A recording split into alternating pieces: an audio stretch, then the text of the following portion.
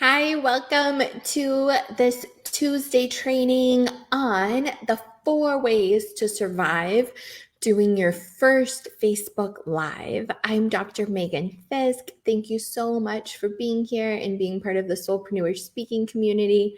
I know I have quite a few new people in here that aren't used to my weekly trainings that I do. So every Tuesday, I jump in and do about a 30-minute training on a speech topic that comes up from my clients a lot or from folks here in the group.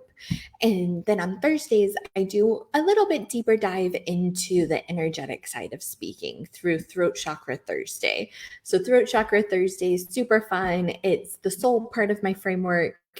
And I love hosting these trainings. If you joined us for the Stories That Sell Challenge, I hope you really enjoyed it. I have loved watching your videos, and I know a couple people are still posting after the challenge, which is a-okay. The videos will be up until Friday at like 8 p.m. Eastern time. So take your time, watch them. Feel free to keep posting. The free drawing is over, but if you want more story, every challenge, for those that are like just catching this, every challenge I do a giveaway, a 2-hour coaching session. So Heather McCormick McNay won the challenge yesterday, and we'll be having our session. But for everyone else, if you're interested in continuing to refine your stories and building out a parable story in addition to the founder story that we worked on in the challenge and a client transformation story, I would love to have you in my 2-week intensive. I'm offering it for $100 off until Friday at 8 p.m. Eastern as well. I just saw the mail truck come, and I have had a great week of packages, but I'll get there in a second. So Friday, 8 p.m. Eastern time is when the challenges will be up, and it's also your last chance to get my 2-week intensive for only $397. Usually it's $497. It's 2 hours of coaching over 2 weeks. I found that like most speaking things can take 2 weeks to really bust through those blocks. If you really like, you always watch, you've been in this group, but you haven't hit that go live button yet, I've got a 2-week process for getting you to finally hit that go live button, which is also why I really wanted this to be our speech topic today for our training Tuesday, because I know I can see the data and see the statistics on how many people sign up for challenges. This last one was 48 people. And then how many people are watching the videos? And I think you guys can tell too. I think there's like 30 or so people. There's 180 people in this group. And it's amazing that 10 of you participated. And I'm like, what are the other 30 people doing, right? And I know from talking with people, because sometimes people join this group and then reach out to me 6 months later because they still haven't gone live yet. So today I wanted to share 4 tips, particularly around going live, so you know that it's safe and that you'll survive doing it. And I really, really hold the space for you to go live in this group and see that it's not as scary as you think it is. I saw Heather posted on Instagram today that, like, she can finally go live without like that feeling of throwing up. I was like, oh girl, I get that. And actually what the first tip, as we like dive into the 4 tips to survive your first live, tip number 1 is really knowing that you're going to be okay. And I still work with my coach on this one. And the question, my coach's name's Kim, that she always tells me is, what would you do differently if you trusted that it was going to be okay, that you were good enough, that the judgment of other people wasn't going to affect you? Like, what would you do, right? How would you show up? And believe me, like, the other thing Kim always says, which I think is so true, is that our businesses are the best personal development course you can possibly go through. And it's like, if you get that, throw me some love as you're watching the replay or if you're watching live. Like, entrepreneurship really asks you to confront all the things, right? And any small judgments you've had about yourself, you've had about others, becomes magnified like 10,000 times. And so my question and my first tip for you is really like, what would you do if you trusted that your life was going to be good enough, right? And really let that sink in. So feel free to share in the comments if you still haven't gone live and you're having that aha moment. Like, what would you do differently? How would you show up? And I pose that to you as kind of the first of the 2 mindset tips I'm going to share. And then we'll get into like the how-to practicality side. The second mindset shift is really making sure that you have a grounding practice, that you're able to shut out the world around you and build that like circle, is how I envision it, before you get on, and hold that space for everyone that's going to be watching your lives. And don't let this be like a reason why you don't do it. Let me share with you a couple pre-speaking rituals that I really like. I talked about them in the challenge last week too. The first one is box breathing. And I've had a bit of a hectic day, had a lot of calls and so many exciting things. Like I got some new tarot cards, and it's the Numinous deck. And it's actually one of like the first pre-speaking rituals that I do sometimes is I just play with my tarot cards. Like sometimes I'll use them to like set an intention for what I want to share with folks. Tarot cards are really great for coming up with content ideas, right? You're able to like get that one sentence of inspiration and be like, oh yeah, this is what I want to move forward with. And like what I want to do is a breathing technique, the box breathing. You guys know I'm obsessed with it right now, but it really is the best one I found for expanding our bodies into the space that we want to create and being able to walk people through. So box breathing, it's a 5-count breath, and there's 4 parts to it. So after, we'll exhale all of our breath together, and then you're going to expand for the count of 5 and feel your energy moving into the space and creating that bubble as you're inhaling, and then you hold your breath and you expand outside of yourself, right? And then as you exhale for another count of 5, you feel the energy holding steady. Is another way I really like to do it. And then you hold for another 5 counts, and then you do a couple cycles of it.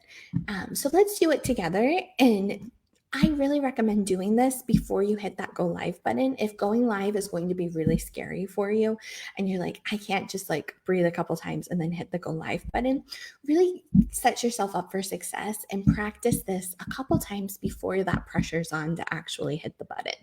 Okay, so exhale all the air out of your lungs.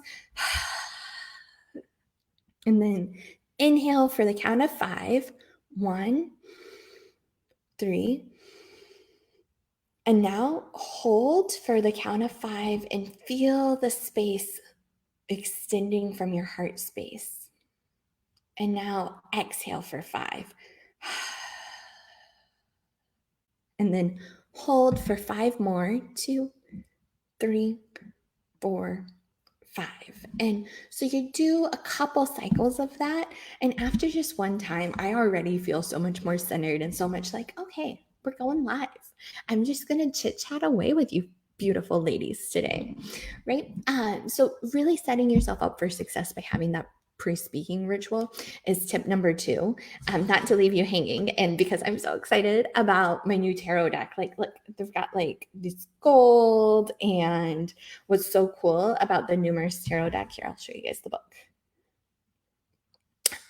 is that it's all gender inclusive. So it doesn't have like kings and queens and pages and knights. Like she gave them different names, and then there's like different ethnicities represented. Because the first tarot deck, like I absolutely love the deck I got in Italy like 2 years ago now, and it was my first deck, but it was pretty messed up. Like it has quite a few images that I'm like, I'm not okay with this. So this deck makes me feel great and I really like it. So, the intention that I got for us is the Four of Candles, which is Four of Wands and other decks, which is all about building community. See all the folks dancing. So fun. And so I think that's like the perfect intention, and like playing with the cards, tapping into that divine intuition, universe, spirit, however you conceptualize your inner knowing, is a really great way to center yourself before you get on and give a live, before you go and give a speech. And I have yet to get like, the death card before I came on or something like that. Not that there are good or bad cards, but that one might throw you off your game. I do think the like calling on the spirits of the highest and greatest good helps. And this is turning into a tarot lesson. So let me move on to tip number 3. The third thing you want to do is make sure that you're providing value to your audience. It's okay if you stumble through. You don't have to have it all figured out, have your script word for word exactly what you're saying. You just have to have some substance. Right? You have to have a there. If I got on and didn't share the 4 tips with you, you'd walk away a little disappointed. Be like, wait, what was Megan talking about that day? And worst case, it gives you a negative impression and things fall as they might, right? You leave the group or, your mind can go out that way. Best case, though, is you're actually providing value and demonstrating the expertise that you have. And folks are like, oh, wow, I had never thought about speaking in that way. Or I had never thought about that topic, whatever your business is centered around, in that way. And so in past challenges, and one of the things I help my clients with is really getting clear on what your content buckets are. What are the main areas in your business that you want to be speaking on? And so for me, it's always soul, strategy, structure, and style, right? I just shared with you 2 soul tips, 2 ways of connecting to that energetic side of speaking. Now I'm talking about a larger strategy tip, and then we're going to end with a structure tip, because frankly, where you guys are at, like, you don't need to worry about style. If you're not going live yet, you're just going to psych yourself out of it by worrying about style. But getting really clear on what it is, the content is that you want to speak to your audience about, is a great step and stage for you to be at. And then making sure that you're just writing out some bullet points, right? You have that beginning, middle, and end. And know what you're going to say, and then practice it. Right? Come over here in Soulpreneur Speaking Space. It doesn't matter if it's during a challenge. Like, you can post your videos whenever you like in here. That's like my honor and privilege to hold this space and to have as many amazing women and folks in here that I do, is because I absolutely love holding the space and seeing people succeed and breaking through this barrier of going live. And I know that it's the number one thing you can do for your business, because it builds the know, like, and trust factor so much quicker than doing those static posts, and really shows people, going back to this expertise, shows people who you are, shows them what you have to offer them as clients and customers of your business. And you're able then to ultimately succeed in your business and ultimately get your message out to the world, because the world really does need it, right? Like, your speech is the one that's going to change the world. And I feel that so strongly for each one of you that is in here, and just hope you do too, and know how important it is for you to start speaking out and sharing your message. And that's the 4th tip for you in terms of well, I guess it's really a 5th tip. So strategy was tip number 3, which is make sure you're providing value and that it's related to your business. Tip number 4, structure. Make sure that you have a beginning, middle, and end prepared.